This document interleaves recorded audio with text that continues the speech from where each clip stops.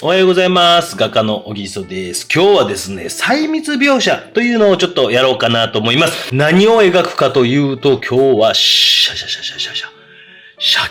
の頭でございます。すみません。魚とか苦手という人申し訳ございません。これはちょっと友人がですね、わざわざ北海道から送ってきていただいて、美味しくいただきました体の方はですね、まだ全部食べ終わっていない、丸ごと一匹なんでなかなか珍しいですんで、まだ食べ終わっていないんですけども、鮭。で、今日は細密描写ということでお届けしようかなと思います。細密描写って何という感じかもしれませんけども、僕いくつかなんか皆さんの作品とかいろいろ見ていて、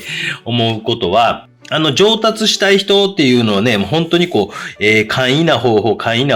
へ、流れがちやったりするんですけど、簡易ではないこの方法ね、どちらかというともう真逆ですよね。細密も読んで字のごとく、細かく描いていくと。で、いくつか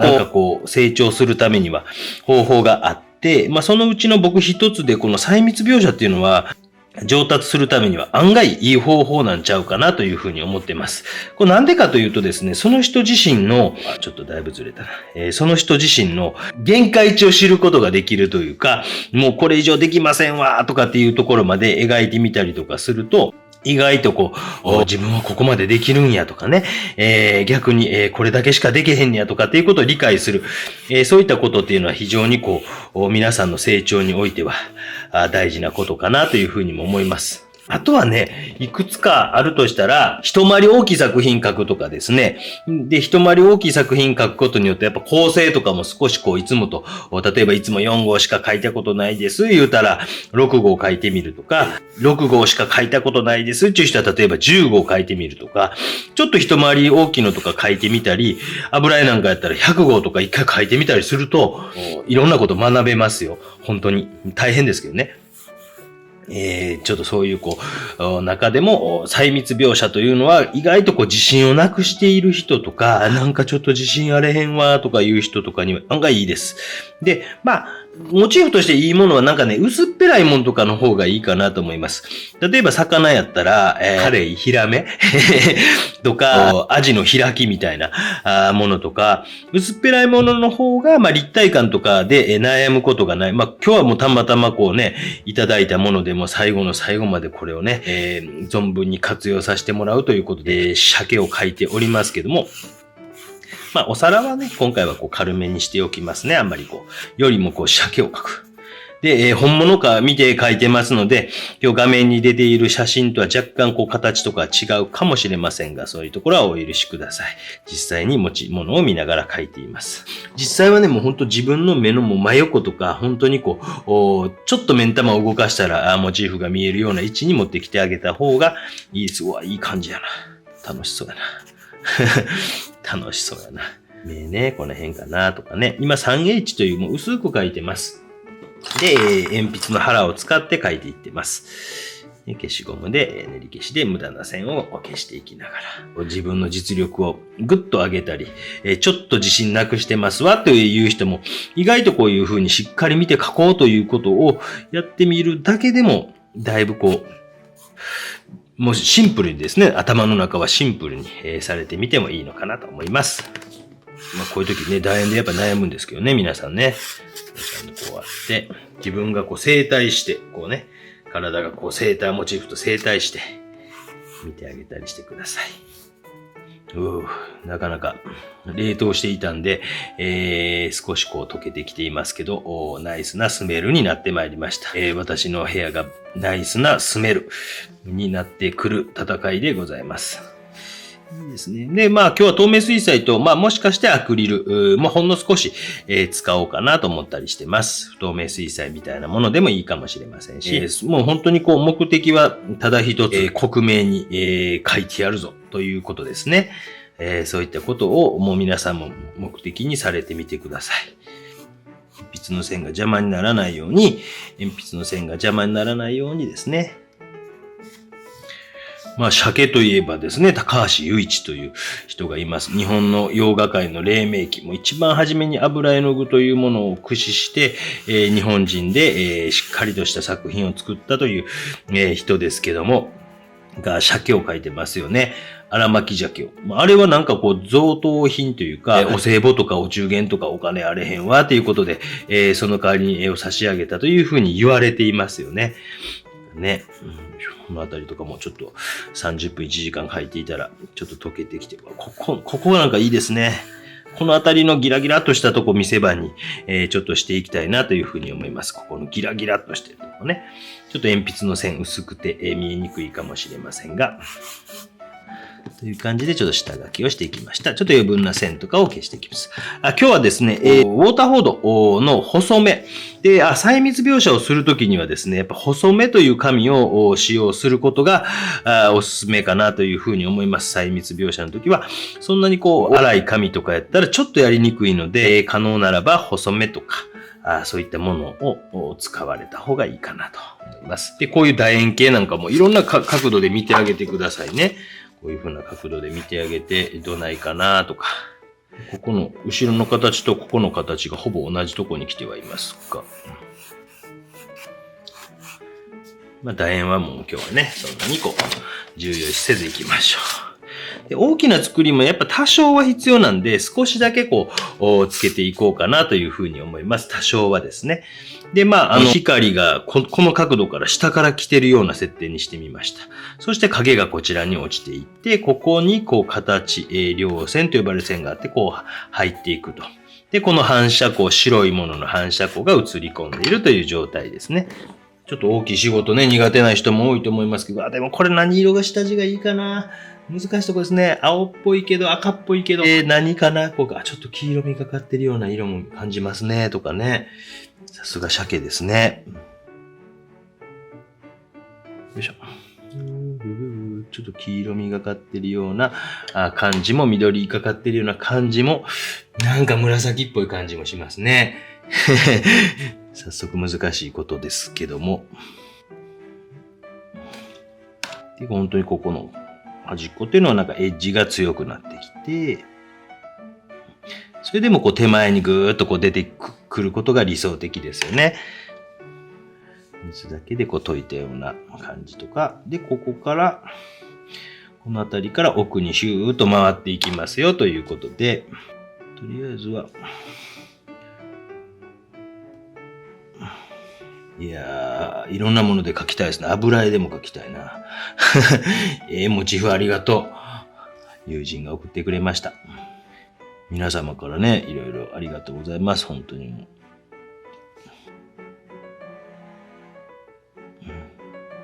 ちょっとこうね、青を感じるなとか。この辺の土台が難しいのよとかってみんな突っ込んではるでしょ。またできへんことやってはるわーってでね、突っ込んではるかな。反射光のとこはね、ちょっと水だけでシューッとこう描いて。で、これ影になっていって、こうね。ここね、目赤いんですけどね、また後で描こうかなとは思うんですけど、とりあえずちょっと描いておこうか。うわー、赤い。赤い。ね、ジュン、ジュン、ジュン、ジュンと。この辺までちょっと赤いのがね、少し浸透してんなと。これができないのよねーって言うてはるでしょ、どうせね。できたらこんなの困んないわよねーとか言うてんでしょ、どうせね。ほんとね。モノマネがどんどん上手になってきましたね、おじさんは。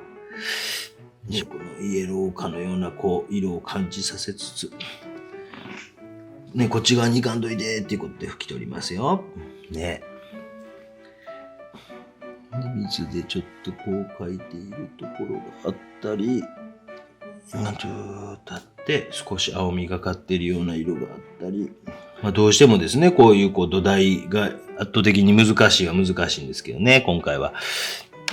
お魚の本当にはいいですよ。自分が日頃なんか使わんような色とか見えてきたりしますので、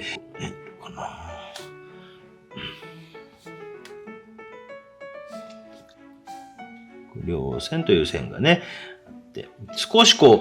落ち着いてきたら、紙に対して落ち着いてきたら、ちょっと稜線とかっていうところに色をまた差し込んであげたりですね。この辺キラキラと明るい、光ってるようなところとかを、後で描きましょうね。少し紫がかっているような感じもあったり、黄色みがかっているような感じもあったりとね、本当に難しいですね。一度なんかね、そういうの嫌いやとか言うてる人もね、一回やってみたら案外ね、その人なりの個性みたいなのも出てきますし、個性ね、なんかその人自身のなんか体質的なものみたいなもの出てくるんですよ。で、僕はそういうのすごく大事なことで、なんかね、背伸びした個性よりも、字から出てくる個性みたいなのも、体の中から出てくるような個性みたいなものって、案外長続きするし、それを認識することによって、その人自身が自信を持てるんですよ。逆にもう私はもうこれが私の個性やし、とかって思ってやったりすると、意外と自信とか持てますので、僕は個人的には、そういう個性っていうのは大事にしていった方がいいんちゃうかなというふうに思ったりとかします。色とかもね、難しいんでね、ちょっとイエローカとウルトラマリンブルーを入れたようなグリーン系に今回してみました。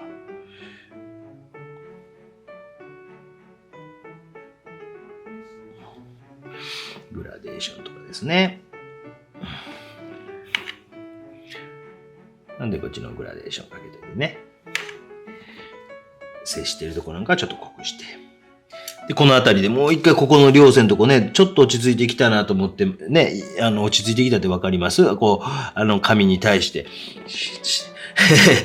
出してきてるわけね。ちょっとごめんなさい。表現力がなかなかなくて申し訳ないですが、ちょっと落ち着いてきたなとかっていうところは、逆にチャンスやぞということで、完全に乾く前にね、少しできるならば、まだダメやね。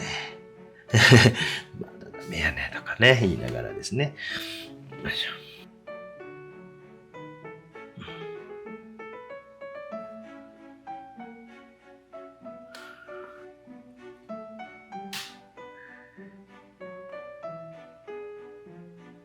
結構端の方に濃い色持ってきているわけですから、端っていうか、自分の目から見てもね、この辺遠いんですけども、遠いとこですね。自分の目から見たらここは近いなとか。で、置いてしまったら置いてしまったで、そんなね、もう、ので、やばいやばいと思わずに、例えばグラデーションのとこだけ拭き取ってあげるとか、手前をまたもっとね、ぐわっと濃く、手前をぐーっと出してやろうとかしてあげてください。インジゴみたいなのかな。まだまだ、もうちょっと落ち着いてほしいですね。もうちょっと落ち着いてほしいですね。ちょっとずつ落ち着いてはきてますけどね、絵の具がね。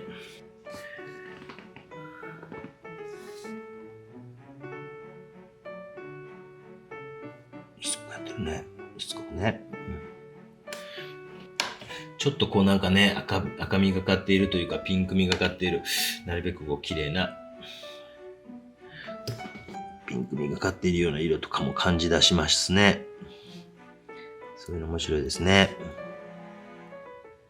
こういうところもなんかね、ピンクみがかってるなとか、こういうところなんかもね、少し感じるなとかですね。そういうのが見えてこないのよねってよく言われますけど、見えませんかね見えませんか？どうないですかね？僕なんか見えてきますけどね。ちょっとピンクみがかってるところがあるなとか。このね、グラデーションというかね、こういうところちょっとね、いかんかなと思いながらね。このぐらいで、1層目、ファーストウォッシュとしては1層目、いいかなと思いますので、これでちょっと時間を少しですね、かけて、ちょっとね、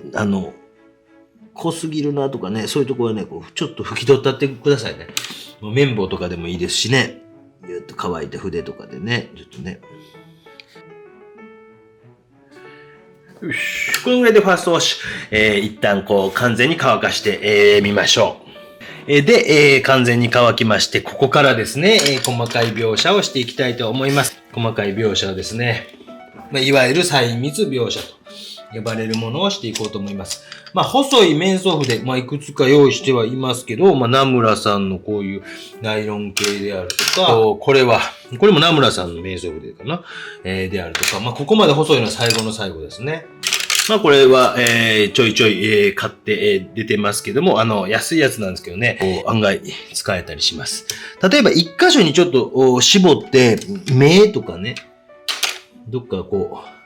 絞って、例えば目とか、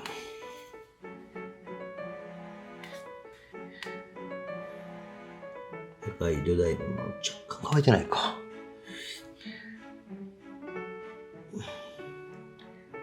赤い土台の上にこう、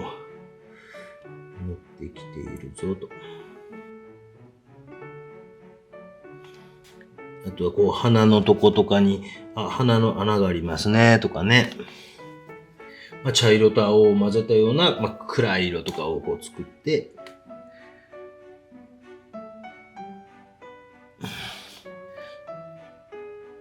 少しですね、集中的に描いてみる時間を作ってあげてもいいんですよ。全体のことを少しも忘れて、全体的なことを忘れて、しっかり色を見ながら、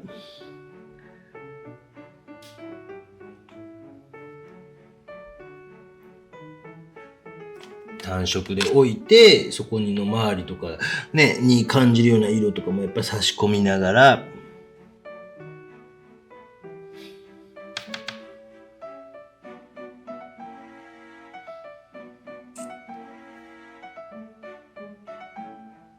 ぎゅっと強い線があるところもあったり、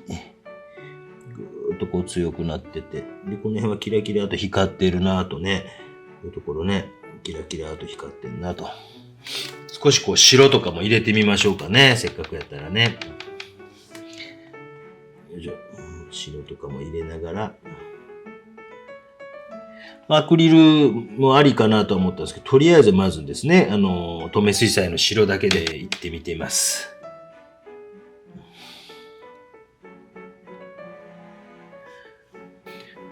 余分な線はちょっと消しておきますね。よいしょ。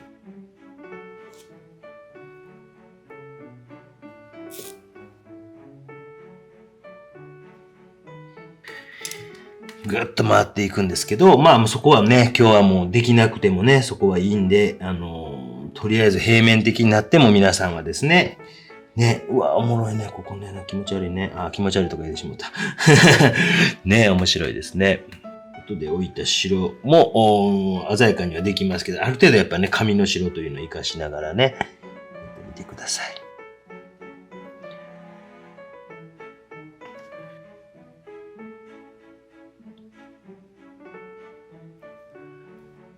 で、またここもぐっと奥に入っていくんですね。だからそういうところも頑張ってですね、描いていきますけどね。稜線っていうのがあって、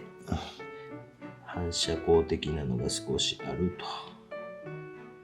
ここのところにね、光の、境目、光影の境目みたいなのがあって、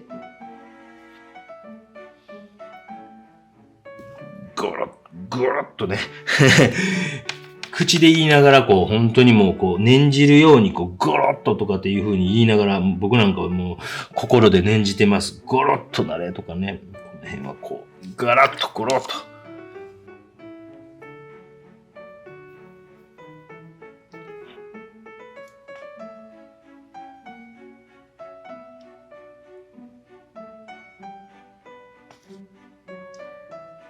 ここで、てんてんてんてんってあるんですけどね、なかなかこう、細かい点をね、打つのも大変ですけどね。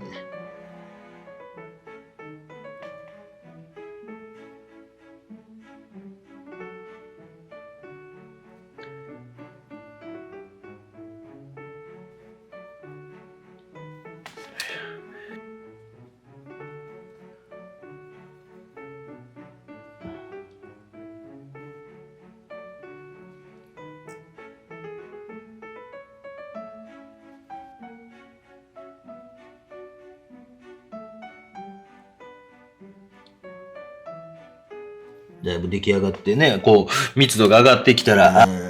また他のところもこう、ぐーっと濃くできますので、少しずつこうですね、全体を見ながらこう密度が上がってきたなと思ったらまた局部的にぐーっといく。そういうことを繰り返していきます。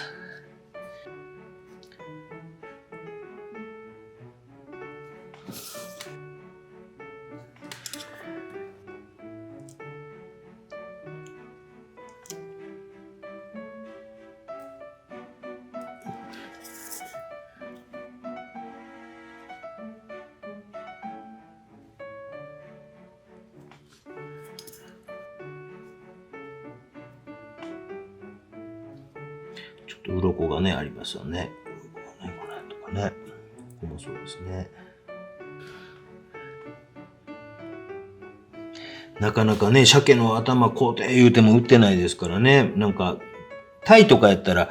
売ってたりすると思いますんでね。そういうののこうね、買うてきて、タイの頭をやってみようかなとかね。見て、うわ、綺麗ですね。綺麗ですね。まあちょっとこう髪が少し傷んでしまうかもしれないけど、こういう時は思い切ってですね、もう、そういうこと、細かいこと気にせずに、髪が傷もうが何しようが、やれるだけやってみようと。不透明のこう白とかね、この辺にキラッと光り出しましたね、とかね。一番光ってるのこの辺なんですけど、光ってるということはやっぱ周りが微妙にこう色ついてたりするから、それよりも鮮やかに見えたりするわけですよね。だからそのこう微妙な色みたいなのを頑張ってこう置いていかんと、生の白がたくさんあったりすると、そこの、ところの白さっていうのは見えてこないので、微妙な色とかを頑張って置いていってください。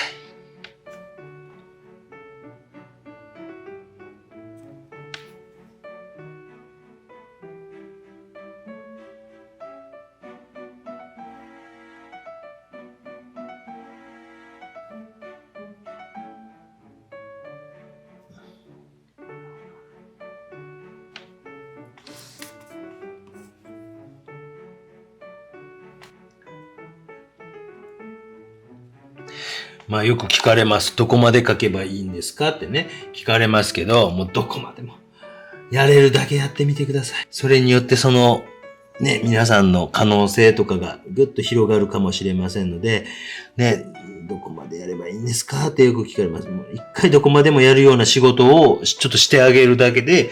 もうその人の可能性がぐーっと広がることありますので、ね。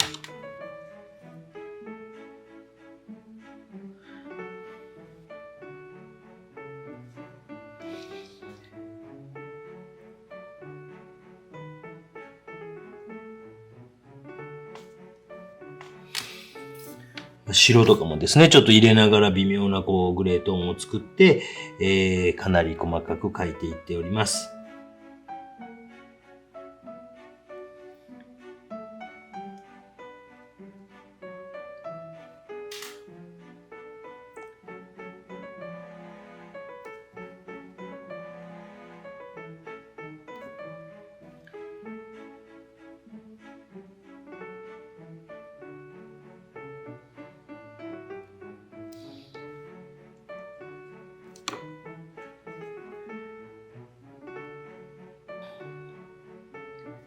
反射光にちょっとね、白をギューッと入れてみたり。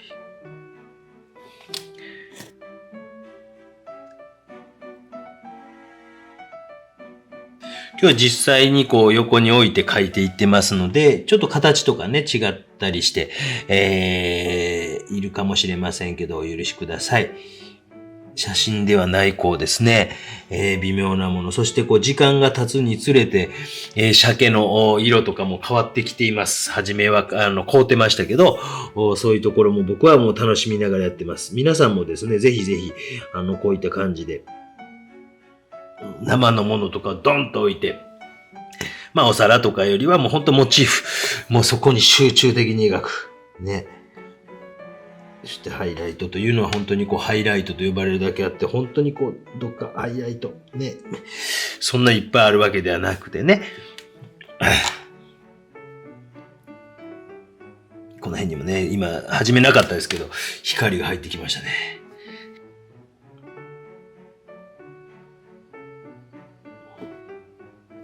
ちょっとスランプやなとか悩んでいるとかっていう人にも、こういった細密描写非常に僕はおすすめです。もう理由は簡単で本当に無心にもなれますし、どこまでもやってください。どこまでもやっていく。そして細かい筆ね、ちょっと皆さん目がね悪いわとかいう方多いと思うんです。私の視聴者はね、ヤングな方が多いので、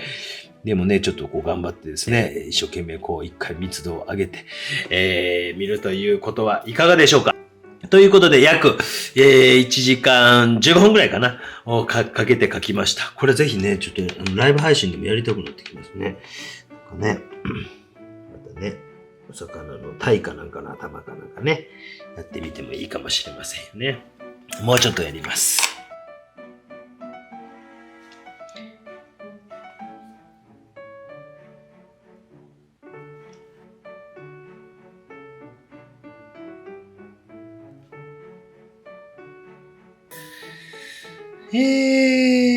ということで、まだまだやりたいところですけど、非常に、いい感じになったんじゃないかなというふうに思います。